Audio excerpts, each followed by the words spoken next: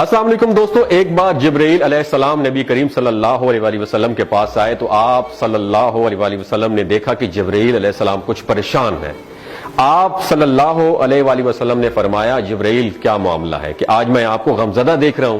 تو جبرائیل علیہ السلام نے عرض کی، اے محبوب، کل میں اللہ پاک کے حکم سے جہنم کا نظارہ کر کے آیا ہوں، اس کو دیکھنے سے مجھ پہ غم کے آثار نمودار ہو رہے ہیں۔ نبی کریم صلی اللہ علیہ وسلم نے فرمایا کہ جبرائیل مجھے بھی جہنم کے حالات بتاؤ۔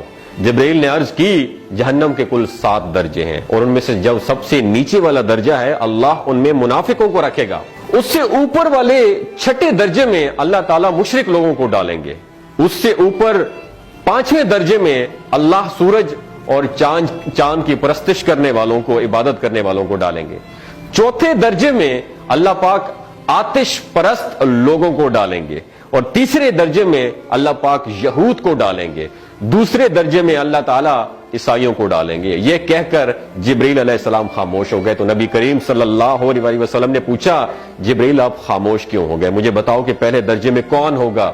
جبرائیل علیہ السلام نے عرض کیا کہ اے اللہ کے رسول، پہلے درجے میں اللہ پاک آپ کی امت کے گناہگاروں کو ڈالیں گے۔ جب نبی کریم صلی اللہ علیہ وسلم نے سنا کہ میری امت کو بھی جہنم میں ڈالا جائے گا تو آپ بے حد غمگین ہو گئے اور آپ نے اللہ کے حضور دعائیں کرنا شروع کر دی۔ 3 دن ایسے گزرے کہ اللہ کے محبوب مسجد میں نماز پڑھنے کے لیے تشریف لاتے، نماز پڑھ کر حجرے میں تشریف لے جاتے اور دروازہ بند کر کے اللہ کے حضور رو رو کا دعائیں فرماتے۔ صحابہ حیران تھے کہ نبی کریم صلی اللہ علیہ وآلہ وسلم پر یہ کیفیت کیسے طاری ہوئی ہے، مسجد سے حجرے جاتے ہیں، گھر بھی تشریف لے کر نہیں جا رہے۔ جب 3را دن ہوا تو سیدنا ابو بکر صدیق رضی اللہ تعالیٰ عنہ سے رہا نہیں گیا، وہ دروازے پر آئے اور دستک دی اور سلام کیا، لیکن سلام کا جواب نہیں آیا۔ آپ روتے ہوئے سیدنا عمر رضی اللہ تعالیٰ عنہ کے پاس آئے اور فرمایا کہ میں نے سلام کیا لیکن سلام کا جواب نہیں پایا، لہٰذا آپ جائیں، ہو سکتا ہے آپ کو سلام کا جواب مل جائے۔ آپ گئے تو آپ نے 3 مرتبہ سلام کیا لیکن سلام کا جواب نہ آیا۔ حضرت عمر رضی اللہ تعالیٰ عنہ نے سلمان فارسی کو بھیجا لیکن پھر بھی سلام کا جواب نہیں آیا۔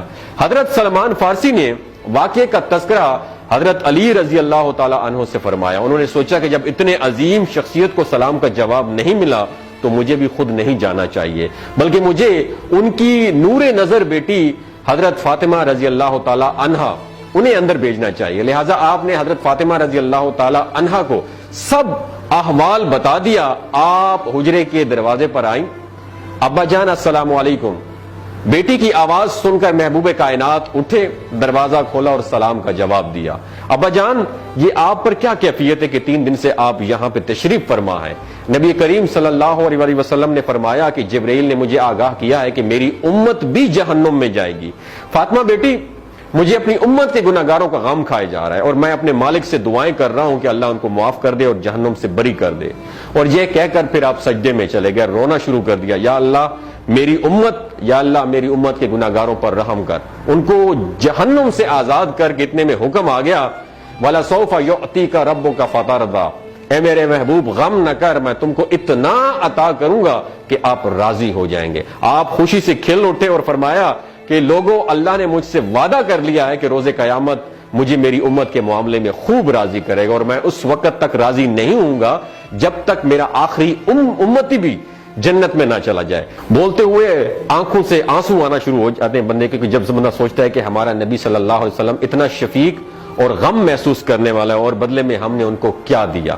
آپ کا 1 سیکنڈ اس ویڈیو کو دوسرے لوگوں تک پہنچانے کا سورس ہے۔ میری آپ سے عاجزانہ اپیل ہے کہ لا حاصل اور بے مقصد پوسٹیں ہم شیئر کرتے رہتے ہیں، لیکن آج اپنے نبی کی رحمت کا یہ پہلو کہیں ہم سے مس نہ ہو جائے۔